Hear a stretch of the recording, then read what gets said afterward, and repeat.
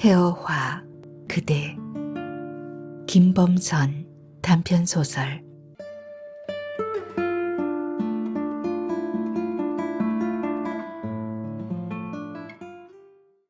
여보, 잠깐 차 세워. 건우는 승용차에 비상 깜빡이 등을 켜고 승용차를 세웠다. 그녀가 핸드폰을 들고 조수석에서 일어나 승용차 문을 열고 영주댐 도로변 야산에 다가갔다. 눈도 밝지. 저건 또 언제 봤지? 그는 속으로 생각하며 그녀를 바라보았다. 그녀는 도로변 야산에 피어있는 이름도 모르는 야생화를 핸드폰으로 찍기 시작했다. 하긴 급할 것도 없지. 영주댐을 싸고 드는 1차선 도로는 다니는 차도 없고 사람도 없다. 건우는 2, 3일에 한 번씩 아내와 함께 영주댐 일주 도로를 승용차를 타고 드라이브했다. 문제는 조수석에 타고 있는 팔순이 가까운 아내가 유명 블로거란 사실이다. 그녀는 네이버 블로그가 생기자 자신의 블로그를 만들고 일상의 생각을 올리기 시작했다. 그녀는 초등학생이 일기를 쓰듯 꼬박꼬박 써나가며 멀리 떨어진 가족들과 소통했다. 그렇게 올린 일상 수기가 5,500편이 넘었고 블로그 이웃도 250여 명이 되었다. 어제 아침에도 된장국에 밥을 말아놓고 숟가락을 들려고 하는데 갑자기 아내가 잠깐 하고는 밥을 먹는 것을 중지시켰다. 그리고 핸드폰으로 사진을 찍었다. 자기 블로그 우리의 일상식이라는 배너에 올리기 위해서다. 문제는 그 멀건 된장국에 댓글을 다는 서로 이웃이 재미있는 사람들이었다. 에이구, 옛날에 먹던 된장국 참 맛있겠네요. 하고 댓글을 달고 공감을 누르는 거다. 하긴 블로그 이웃들도 전부 노인 세대들이라 그렇다. 여보, 이 꽃 좀 봐. 참 예쁘지? 조수석에 타자 그녀는 방금 핸드폰으로 찍은 사진을 보여주며 말했다. 이름도 모르는 야생화잖아. 참, 이렇게 감성이 둔하다니. 꽃이 고개를 흔들며 내게 말하잖아. 나 좀 봐줘요. 라고. 그래서 내가 찍은 거잖아. 문제는 이 꽃사진을 그녀의 블로그에 올리면서 너 이름이 뭐니? 하고 올리면 10개도 넘는 댓글이 얘는 구절초에서부터 국화꽃가에 무슨 꽃이에요. 라는 댓글이 달린다. 아내는 꽃을 무척 좋아했다. 그녀는 우리 집 작은 텃밭에 많은 꽃을 사다 심었다.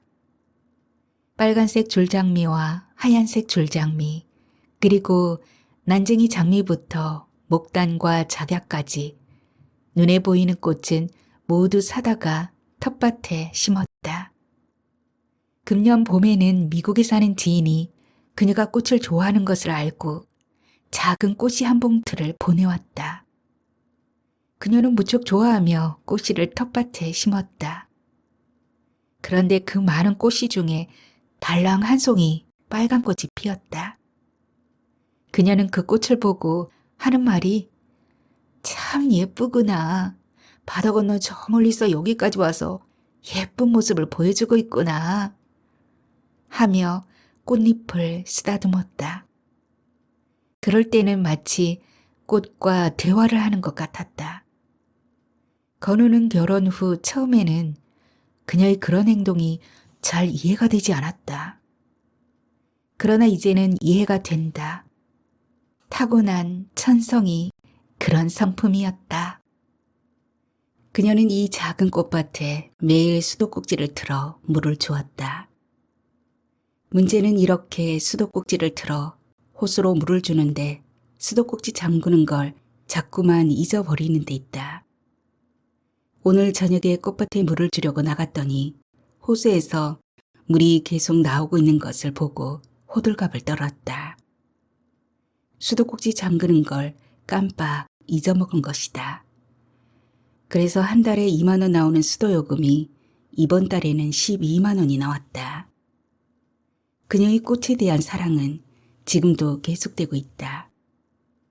몇 해 전 텃밭에 심어놓은 돼지감자가 금년에는 웬일인지 꽃을 피우지 않고 키만 컸다. 아내는 왜 꽃이 안 피지?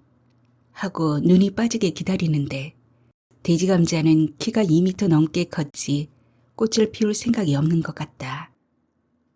다른 꽃들은 아내와 대화를 하면 꽃을 잘 피우는데 돼지감자 꽃만이 아내의 말을 듣지 않는 것 같다.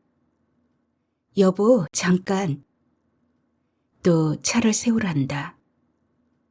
이번에는 꽃도 안 보이는데 무엇을 보고 그러지? 건우가 승용차를 세우자 아내는 핸드폰으로 하늘을 쳐다보고 있었다. 아하, 저거로군. 그건 또 언제 본 거야? 그녀는 눈이 시리도록 파란 하늘에 솜털처럼 피어나는 하얀 뭉게구름을 핸드폰에 담고 있었다. 파란 하늘과 하얀 뭉게구름, 참 아름답다. 그녀는 끝없이 넓은 영주댐 수면 위로 비치는 하늘과 구름을 핸드폰에 담고 있었다. 1조 3천억 원을 들여 만든 영주댐이 그녀의 사진 촬영장이 되고 있었다. 그녀가 자기 블로그에 푸른 하늘과 하얀 뭉게구름 사진을 올리자 많은 댓글이 달리기 시작했다. 하긴 잿빛 하늘만 쳐다보던 서울 노인들에게는 파란 하늘과 하얀 뭉게구름이 아름답게 보일 것이다. 건우는 전국에서도 오지인 영양읍 도목골에서 일제강점기에 사남 사녀의 장남으로 태어났다. 은주는 충북 청주시에서 사남 삼녀의 장녀로 태어났다. 청주시 한벌국민학교 5학년을 마치고 철도 증기 기관차가 없어지고 디젤 기관차로 바뀌면서 아버지를 따라 경북 영주로 이사를 하여 철도 관사에 살게 되었다. 철도 관사는 일제강점기에 철도국 직원들을 위해 지어놓은 것이다. 당시 영주 철도청 관할은 경주, 대구, 부산까지 중앙선, 영주에서 강릉까지 영동선, 지금은 영주에서 김천까지 경북선, 전국 철도의 교차로였다. 그래서 일제는 영주시에 철도 직원들을 위한 철도 관사를 지어놓았다. 사람들은 그곳을 관사골이라고 불렀다. 관사골의 철도 관사는 지금은 근대 문화유산으로 지정되어 있다. 한국 전쟁 후 건우는 학교에 가면 하얀 분유를 타왔다. 배고프던 시절 학교는 공부보다 분유를 타기 위해 다녔다. 건우는 초등학교 시절 6.25 전쟁으로 학교 건물이 없어져 저학년 때에는 운동장 느티나무 밑에서 공부했다. 4학년 때부터는 군청 창고가 교실이 되기도 하고 가마니를 깐 목재회사 창고가 교실이 되기도 했다. 중학교에 들어가서야 처음 책상과 걸상이 있는 교실에서 공부할 수 있었다. 중학교 건물은 다행히 전쟁으로 폭격당하지 않았다. 그렇게 성인이 된 후 건우가 영양군에서 새마을 사업을 할 때 은주는 영주시에서 있는 국토건설국에 다녔다. 당시 국토건설국은 항만이나 도로 등 국가기관 산업을 하는 곳이었다. 그녀는 그곳에서 텔레타이프 타자수로 근무했다. 당시는 공병우 타자기로 공문을 쳐서 우편으로 보냈다. 그런데 텔레타이프는 컴퓨터처럼 자판을 치면 상대 관서의 텔레타이프 위에 한글로 공문서가 찍히는 것이다. 지금의 전자우편처럼 공문서가 날아와 신기했었다. 당시는 유선으로 공문서가 가는 최첨단 장비였다. 새마을 사업을 할 때 건우는 무창 이동이 담당이었다. 영양면 무창 이동은 지금은 한 개 가구만 살지만 당시에는 80여 가구가 살았던 아주 큰 마을이었다. 당시의 무창 이동은 지방도에서 자전거가 겨우 다니는 2km 거리의 산길을 걸어가야 했다. 어느 날 시멘트 80호를 주면서 부엌의 황토 부엌을 시멘트로 고치라고 했다. 그 다음에는 철근과 시멘트를 주면서 마을 앞 시냇물의 징검다리를 4m의 시멘트 다리를 놓으라고 했다. 시멘트와 철근을 무엇으로 옮겼겠는가? 전부 지게에 지고 산길을 걸어서 옮겼다.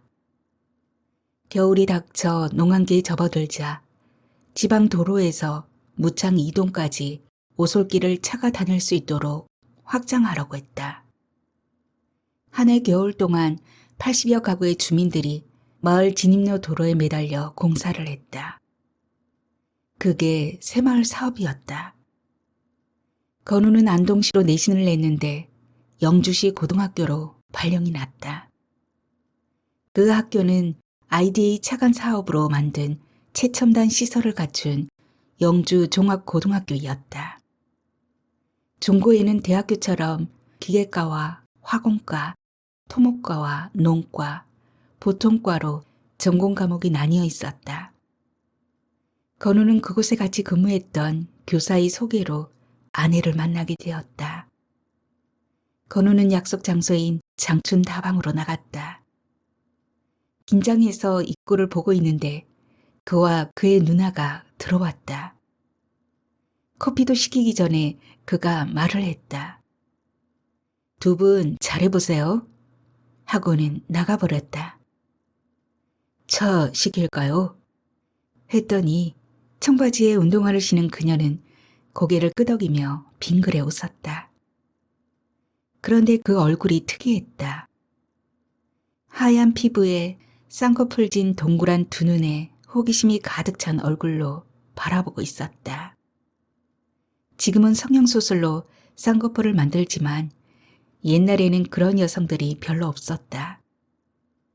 자욱한 담배 연기와 소란스러운 대화 소리 속에 갑자기 그녀가 밖으로 나갈래요? 라고 말했다. 두 사람은 9월의 밤거리로 나왔다. 그리고 곧바로 그해 겨울에 결혼했다. 당시에 장남과 장녀는 집안에서 부모님 다음으로 가정을 유지하는 서열 3위의 지위이다. 많은 동생들의 학업과 취업과 결혼에 관여해야 했다. 건우의 막내 동생이 결혼하자 곧바로 사남매의 아버지가 되었고 어느새 그 아이들이 결혼할 때가 되었다. 아이 참, 어떡하지? 건우가 학교에서 퇴근하고 집에 오자 아내 은주가 몹시 당황해서 어쩔 줄을 몰라하며 허둥댔다. 왜 그래 여보? 무슨 일이 있어요? 평소 은주는 말이 없는 사람이었다. 그냥 웃기만 하는 조용한 성품이었다. 그런 사람이 무엇 때문인지 몹시 당황해하는 표정이었다. 무슨 일인지 말을 해봐요. 건우가 자꾸 다그치자 그녀는 얼굴을 붉히며 기어 들어가는 목소리로 말을 꺼냈다. 조금 전에 그녀는 번개시장에서 열무 한 단과 쪽파 한 단을 샀다는 것이다.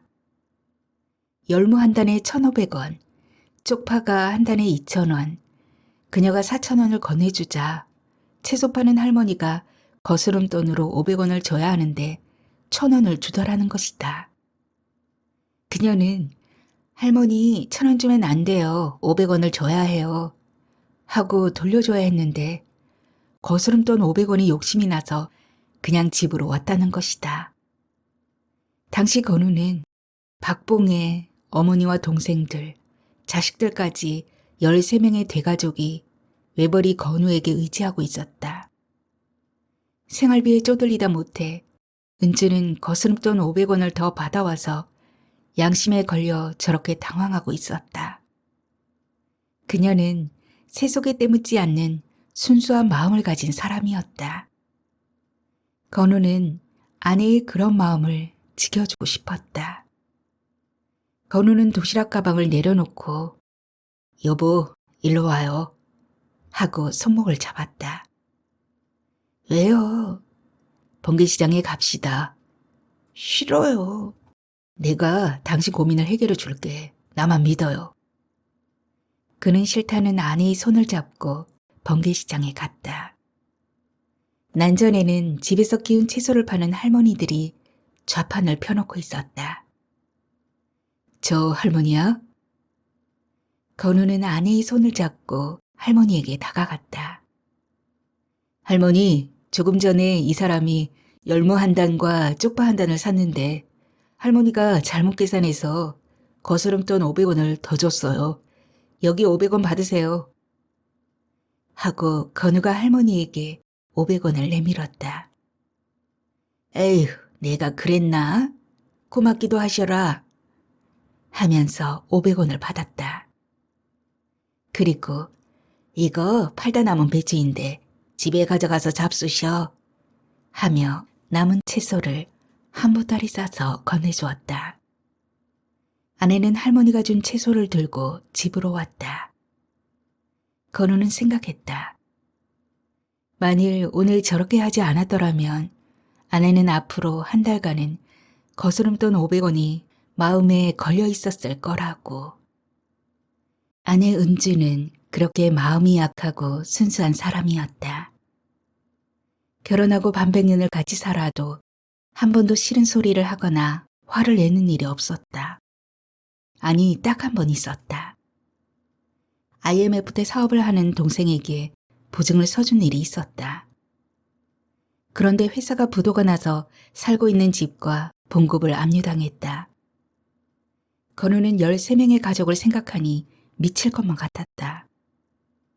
오후 4시가 지나 운동장에 나와 화공과 건물을 보니 교실 유리창이 깨져 보였다. 저 유리창이 언제 깨졌지? 하고 다시 보니 유리창은 멀쩡했다. 이상하다고 생각했는데 갑자기 왼쪽 팔뚝에서 끄르륵 하는 이상한 소리가 났다. 이상해서 왼쪽 와이셔츠 소매를 걷어 올렸더니 팔뚝의 혈관이 피부 밖으로 나와 있었다. 언젠가 TV를 보니 의사가 말했다. 정말 피가 끓어오른다고 했다.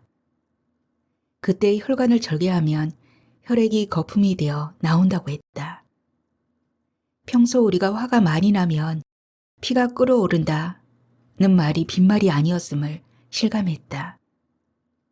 건우는 화가 나서 입맛을 잃고 혼자서 고민하고 있었다. 밥맛이 없어 저녁밥도 먹지 않고 혼자서 TV를 보고 있는데 아내 은주가 잠깐 보자고 했다. 그녀를 따라 건물 2층 옥상으로 올라갔다. 옥상에 올라가서 서로 마주 바라보자 갑자기 그녀가 손으로 뺨을 세차게 때렸다. 눈에서 불이 번쩍 났다. 남자가 쪼잔하게 집 압류당했다고 죽는 신용을 내? 당신이 이렇게 속이 좁은 남자인 줄 알았더라면 결혼 안 했어. 집이 넘어가면 변두리 빈집에 가서 새로 시작하면 되잖아. 하고 화를 내는데 동그란 두 눈에 불이 줄줄 흐르며 이글거리며 타고 있었다. 참 무서운 눈빛이었다.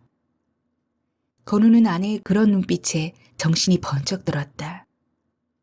평소에 말이 없고 조용하기만 한 그녀의 성품과는 다르게 전혀 예측 불가능한 행동을 한 것이다. 그 이후 동생의 노력으로 압류된 집은 풀리고 봉급도 해제되었지만 그날 아내의 그런 행동은 지금도 내리에 남아있다. 여보, 일어나 밥 잡수셔. 아내가 건우를 깨웠다. 겨울밤 새벽 5시 30분이다. 밖은 아주 깜깜했다. 아내는 새벽 5시에 일어나 아침밥을 지었을 것이다. 그리고 도시락 2개를 싸놓았을 것이다. 건우는 아침밥을 먹고 아내가 건네주는 도시락 가방을 메고 냅다 뛰기 시작했다. 강릉으로 가는 영동선 6시 10분 완행열차 비둘기호를 타려면 이렇게 뛰어야 했다. 열차는 기다려주지 않는다.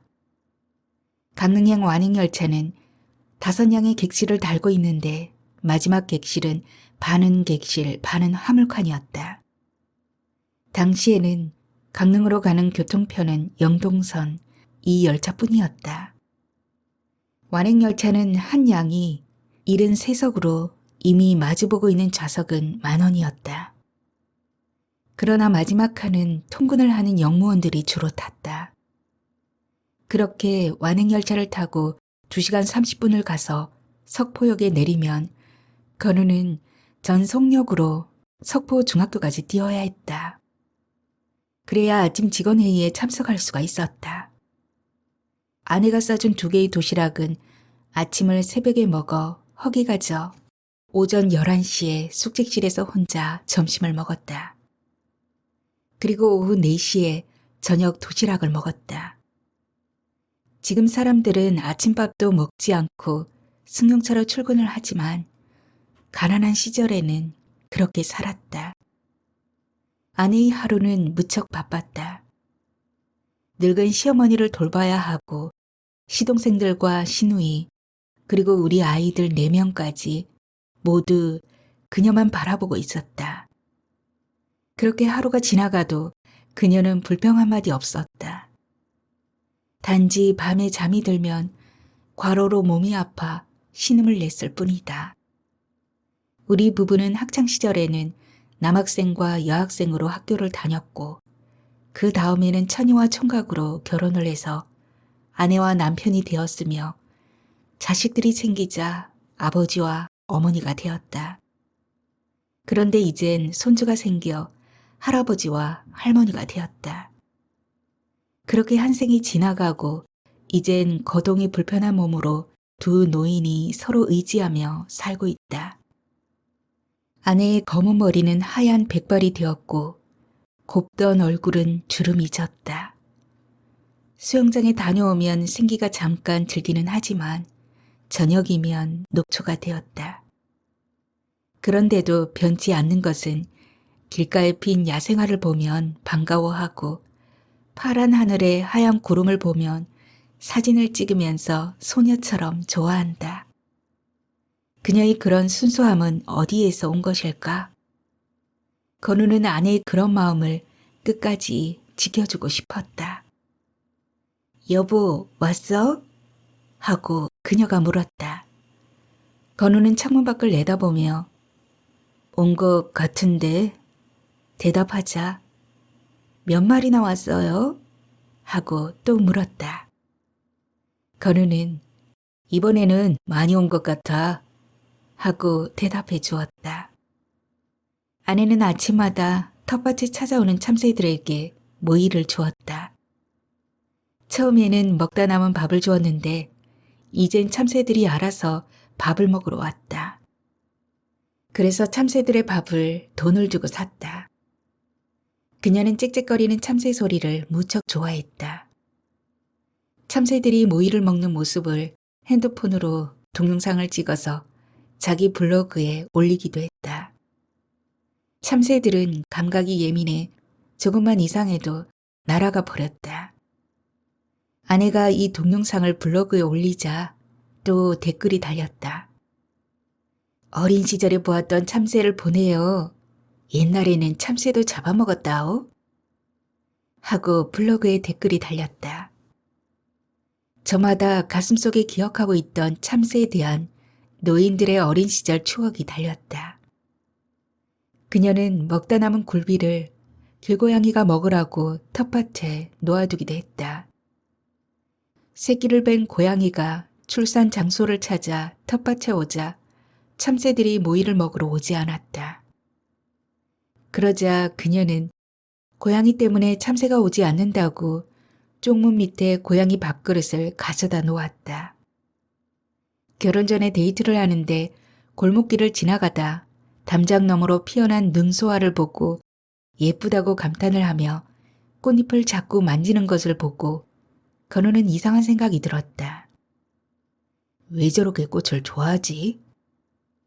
그런 그녀에게 결혼을 왜 하려고 하냐고 물었더니 아이를 갖고 싶어서 결혼을 한다고 했다. 건우는 그때는 거짓말인 줄 알았다. 그런데 큰애가 태어나자 그녀는 꽃 대신 아기를 사랑하기 시작했다. 어린아이에게 꽃에게 말하듯이 다정하게 모든 사물을 자세히 설명해 주었다. 어떤 때는 말도 못하는 어린아이가 저렇게 어려운 말들을 알아들을까 하는 생각이 들기도 했다. 그래서 그런지 건우가 어느 날 큰애를 자전거에 태우고 삼거리를 지나가는데 5살 아이가 갑자기 길거리 간판을 보고 우리 식당 하고 말을 했다. 건우는 깜짝 놀라 너 어떻게 저 글씨를 아니? 하고 물었더니 엄마가 글씨를 가르쳐 줬다고 했다. 문제는 그렇게 써놓은 블로그의 일상 수기가 때로는 녹음기 역할을 했다. 건우는 승용차를 타도 절대로 과속하지 않는다. 그런데 천성이 조용하고 느린 아내는 승용차만 타면 과속을 했다. 80km 자동차 전용 도로에서 100km 이상으로 달렸다. 그래서 한번 싸운 적이 있었다. 과속하다가 건우가 그녀의 머리를 때린 적이 있었다. 그걸 두고 그녀는 두고두고 말을 했다. 그때 때렸잖아. 내가 언제? 내가 운전 배울 때 당신이 머리를 때렸잖아. 나는 그런 적 없네요. 하자 그녀는 자기 핸드폰으로 무엇인가 찾기 시작했다. 그리고 자 봐요 하고 내밀었다.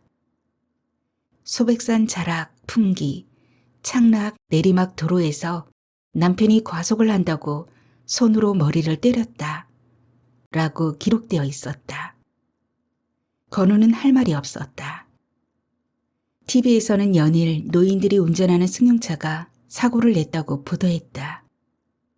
교통이 복잡한 대도시에서는 노인들은 시야가 좁아 문제가 될 수도 있다. 그러나 인구 10만 이하의 시골에서는 차도 많지 않고 도로도 복잡하지 않다. 더구나 이전에는 신호등에 의해 움직이던 차들이 이젠 신호등 없이 로터리를 따라 천천히 돌아가기만 하면 된다. 그런데도 75세 이상 노인들의 운전면허 갱신기간을 5년에서 3년으로 일괄 제한한다니 섭섭하다. 더구나 시골에서는 차가 없으면 자전거를 타거나 걸어가야 한다. 라면 한 봉지 사려고 마트까지 2시간을 걸어가야 하나? 인구 10만 이하 자치단체의 인구 소멸은 아주 심각하다. 병튼의 집도 노인 부부만 살고 부석에서 온 집도 노인 부부만 산다. 우리 집 앞 골목에서 어린아이를 본 적이 없다. 노인 혼자서 살거나 노인 부부가 살거나 아니면 빈집이다. 한때 상가지역으로 북적대던 우리 동네는 지금은 절간처럼 조용하다. 시골에는 노인들이 차를 급히 달려야 할 이유가 없다. 건우 부부도 점심 식사 후에는 승용차를 타고 집을 나선다. 간혹 파머스에서 식자재를 사고 영주댐 일주 도로를 돈다. 그게 노인 2사람에게는 즐거움이고 외출이며 운동이다. 운전도 교통 법규를 지키는 수학 공식이며 치매 예방 운동이다. 문수를 지나 승문일이 돌레길로 들어서는데 갑자기 아내가 스톱! 한다. 건우가 차를 세우자 학가산 전부가 안 잡혀. 뒤로 조금만 후진해요. 한다. 건우가 비상등을 켜고 후진을 하자 좀 더 뒤로 가요. 한다. 전봇대가 산을 가린다고 했다. 그래서 조금 더 후진을 하자 이번에는 전깃줄이 산을 가린다고 했다. 그렇게 학가산 사진을 찍고 빨간 사과가 주렁주렁 달린 도로변 가수원길을 가는데 가수원의 울타리에 빨강, 노랑, 분홍색의 백일홍들이 활짝 피어 있었다. 도시에서는 사과가 기에 2개에 10,000원 한다지만 여긴 남의 이야기다. 녹전에 두부를 파는 집에 가서 두부 한 모에 4,000원을 주고 사면 검정 비닐봉지에 낙과가 된 사과를 가득 담아주며 집에 가서 잡수셔 한다. 이런 걸 인심이라고 한다. 영주댐 도로에 자주 드라이브 가다 보니 이젠 일주 코스를 정하기로 했다. 3개의 코스를 정했다. A 코스는 물박물관, 두월마루, 술바위 교차로, 영주역 앞 로터리. B 코스는 두월마루, 용산, 술바위 교차로, 영주역 앞 로터리. C 코스는 두월마루, 석포교, 선비수련원, 술바위 교차로, 영주역 앞 로터리. 그날 기분에 따라 3개의 코스 중 하나를 택해 드라이브를 한다. 3개의 코스 중에 두월마루와 술바위 교차로는 매일 지나갔다. 술바위는 옛날에 바위 밑에 샘이 있어 술이 나왔다고 한다. 전해오는 이야기는 샘에서 나오는 술은 한 잔 이상 마시면 술이 나오지 않는다고 했다. 그렇게 전해오는 이야기를 잘 아는 마을 사람들은 아무리 목이 말라도 한 잔 이상은 절대 마시지 않았다. 그걸 모르는 지나가던 과객이 샘터에서 술이 나오자 마구 퍼마셔서 그 뒤부터는 바위에서 술이 나오지 않았다고 한다. 술바위는 인간의 탐욕을 경계하는 내용을 담고 있는 전설의 바위였다. 우리는 간혹 선비 찬방집에 가서 반찬을 사기도 하고 신영주 우체국 옆 떡볶이집에 드라이브 중에 먹을 간식을 사기도 한다. 드라이브 중에 조수석에 앉아있는 할머니는 계속 노래를 한다. 반달, 동무생각 등 옛날 어린 시절에 불렀던 노래를 했다. 어떻게 그런 가사를 잊지 않고 기억하냐고 물었더니 나도 몰라. 그냥 입에서 나오네. 했다. 그리고는 플립셋 따다가 엮었어요. 예쁜 꽃송이도 넣었고요. 하고 노래를 부르다가 반음절 내리면 더 듣기 좋지? 하고 반음절 내려 부르기도 한다. 그러면 그게 더 자연스러운 것 같아. 하고 동조해주면 노래가 계속된다. 그녀는 유신초의 노래를 좋아한다. 사랑한단 말 한마디 못하지만 그대를 사랑하오. 그대 위해 기도하지 못하지만. 은주가 노래를 하면 건우도 같이 따라했다. 그렇게 우리는 함께 젊은 시절을 공유한다는 것으로 마음의 위로를 삼았다. 영주댐을 중심으로 불문화관이 있는 왼쪽 좌측편은 2차선 아스팔트 도로이다. 그런데 우측편은 1차선 도로가 대부분이다. 여보 잠깐! 소리에 차를 세웠다. 그녀가 도로변 야산 위로 올라가기에 조심해요 했더니 괜찮아 하고 무엇인가 따서 입에 넣는 것 같았다. 그리고 산을 내려와 차에 탔다. 여보 해요. 해서 입을 벌렸더니 달콤한 산딸기가 입에 들어왔다. 거기에 산딸기가 있는 거 어떻게 알았지? 했더니 지난 봄에 산딸기 꽃이 필 때 사진 찍었잖아. 하고 말했다. 여보, 그 청년 이상해. 왜? 나만 보면 돈 달라고 하잖아. 자꾸 주니 그렇지. 돈 주지 마. 라고 했더니 안 주면 어떡해. 배가 고파 죽겠다는데.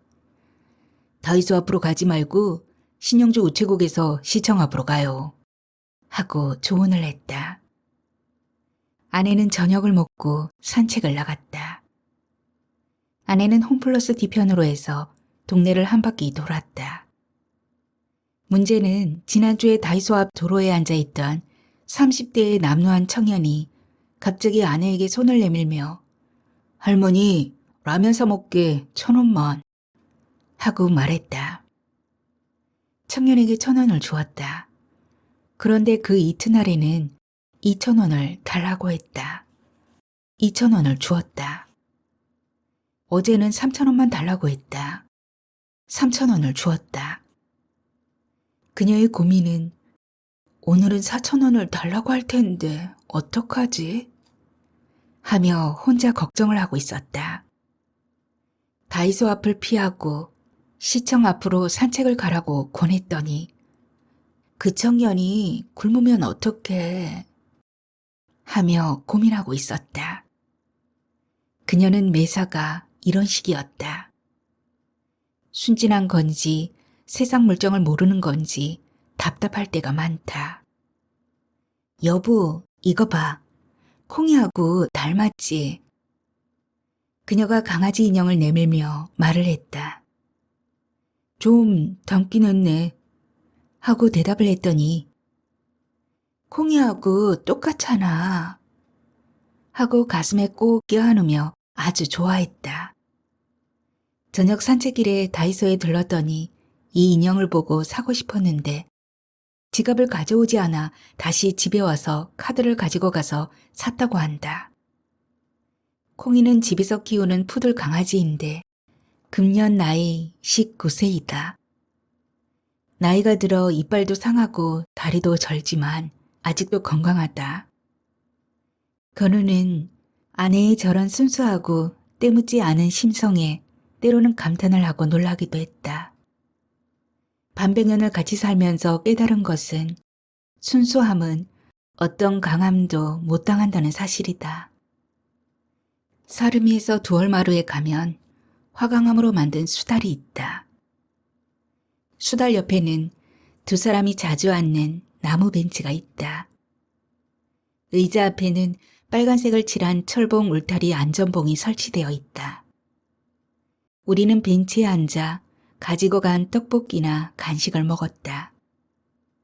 그리고 그곳에 앉아 지난 시절 우리와 인연이 되었던 부모님과 8남매와 7남매의 형제들, 그리고 직장 동료들, 가족들의 이야기를 끝도 없이 했다. 먼저 저편으로 간 고인이 된 동생들 말을 할 때는 목이 메었고 부모님 이야기를 할 때는 숙연해지기도 했다. 지나간 이야기를 하다 보면 어느새 서산에 해가 걸려 광활한 댐의 물결이 저녁 노을의 황금빛으로 물이 들고 아내의 백발도 금빛으로 물이 들었다. 팔순 나이에도 아직도 순수한 마음을 잃지 않고 꽃과의 대화를 하는 그녀에게 무슨 말을 해야 할까? 말, 두, 달, 월. 달이 차서 2월 보름달이 되면 그 다음에는 달은 하연으로 기울어 자신의 몸을 비우기 시작한다. 나이가 들어 노인이 되면 이젠 채우는 것보다 비워야 한다. 오늘도 두월마루에서 아내와 보름달로 지냈던 지난 시절을 이야기하며 대화로 마음을 비웠다. 우리에게 남은 시간은 한 생을 살면서 가득 채웠던 모든 것을 비우고 태어날 때부터 가지고 있던 본래의 마음자리로 되돌아가는 본심을 찾는 일만 남았다. 인간은 태어나서 제일 먼저 우는 방법을 배운다. 그럼 제일 마지막에 배우는 것은 무엇일까? 생명을 사전에서 찾아보면 목숨이 있는 것이라고 나온다. 목숨을 찾아보면 살아서 숨을 쉬는 힘이라고 한다. 노인들에게 살아서 숨을 쉬는 힘이 언제까지 계속될까? 젊은 시절에 만나서 결혼했을 때는 부부가 젊음의 힘으로 산다. 자식들을 낳고 교육시키고 분가시킬 때까지는 동반자로 힘을 합쳐 때로는 삶이라는 전쟁터에 전우가 되기도 한다. 꿈만 같은 그 모든 것들이 지나가고 늙고 노쇠한 노인 두 사람의 삶은 무엇일까? 오직 사랑의 힘이라는 것만 깨닫게 된다.